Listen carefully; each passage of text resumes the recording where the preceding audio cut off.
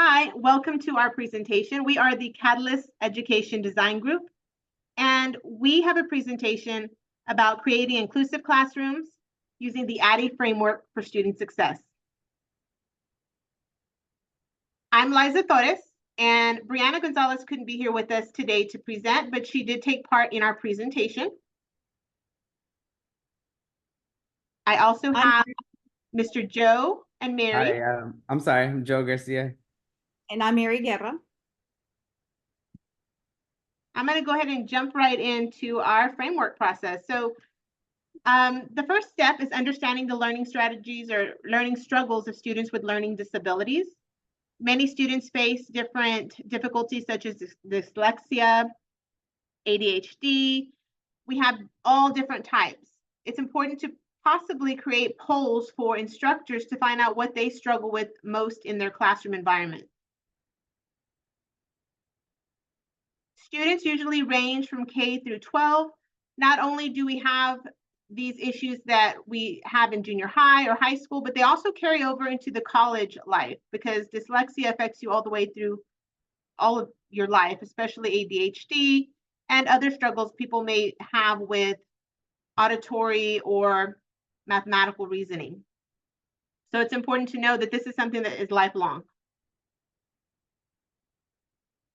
We have teachers, specialists, and support networks that are involved with this entire process. We have all different types of teachers, special education teachers, general education. We also have learning specialists, like special education coordinators.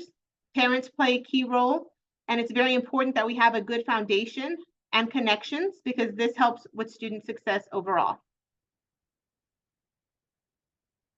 We should have clear objectives. I've created a SMART goals workshop so that instructors who are taking this course could actually tackle goals and list goals that might be important or pertain to their course. Objective 1 would improve student comprehension. Objective 2 would equip teachers with effective instructional strategies. And Objective 3 would foster an ongoing collaboration between students, teachers, and parents. Now I have Mary that I'm going to pass the torch over to. She's going to talk about the next phase of the ADDIE design. Hello, everyone. I'm Mary, and I'm going to talk about the design portion of the ADDIE program. We went over the supporting of students with learning disabilities, the understanding of the course structure and the objectives. We wanted to also go over the establishing and effective communication channels among the teachers and the specialists.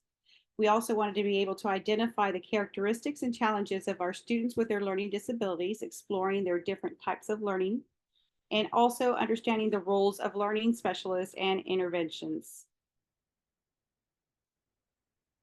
Go ahead, Ms. Liza. We also went into the strategies for personalizing learning and collaborative support. We broke it into modules. Module 1 is understanding the target audience. Module 2 is, of course, personalizing the learning strategies and supportive collaboration of our network. Module 3 is implementing the support strategies, and Module 4 was, of course, the course reflection and evaluation portion. Okay. With our strategies and the insights for the supporting part of our students with their learning disabilities, we wanted to do activities and provide materials. Very quickly, we went over a few. Is the ice-breaking activity, and we would offer the reference materials for ongoing support. We had some case studies, which would then have handouts and types of learning disabilities. We also had handouts with activities for them to do, and we would give them resources as guides, and of course, group brainstorming, and we would go over previous week's assignments that we had done on the course. Go ahead, Ms. Liza.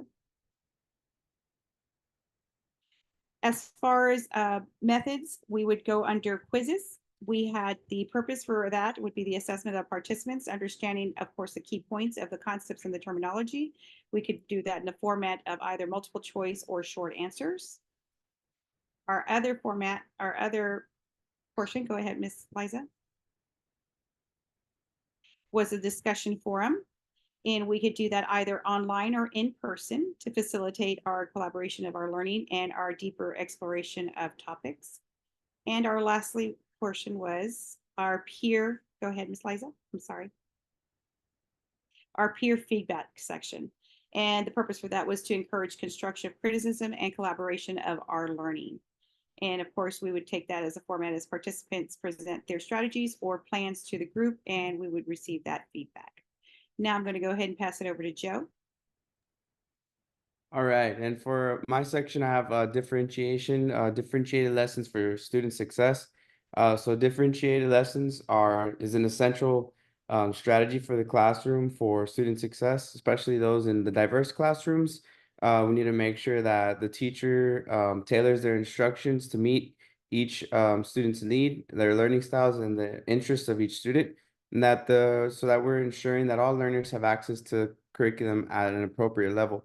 By implementing these differentiated lessons, educators can create an inclusive environment that respects all of the values and individual differences. Ultimately, we want to help each student achieve their full potential. Go ahead. Making quizzes with accommodations and making sure that our students are successful. So when creating quizzes with accommodations, we need to make sure that we design assessments that cater to each learner's needs.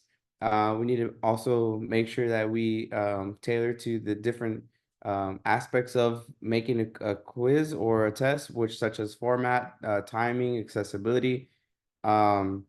Offering quizzes in multiple formats, such as written, oral, digital, can address different learning styles. And it's also important to create a supportive environment where students feel comfortable to take tests and also to request accommodations. Go ahead. And preparing materials for a successful learning environment. So creating a successful learning environment begins with carefully preparing the materials. Making sure that the materials are diverse and inclusive. That includes the mixture of textbooks, digital resources, hands-on activities, visual aids, things of that sort. And lastly, encouraging feedback from the students to continuously refine and adapt the resources to better meet their needs, and also creating an effective learning environment. Thank you.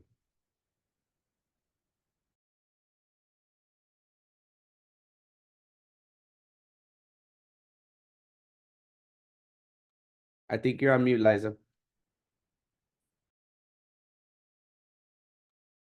Sorry about that. All right, I'm going to Miss Brianna's section of the presentation, and this is the implementation process. So of course, we have to have a good platform such as Canvas, course layout that's easy to understand for students, and tools and technologies that the students can understand. We do have to have a good organization and flow of activities. We arrange learning activities to be completed in a logical order for students to ensure a smooth implementation process. Instructors should guide students through the course, facilitating discussions and providing feedback on interactive activities. Instructor support is needed. They will receive guidelines and a checklist for ensuring the course flows as designed.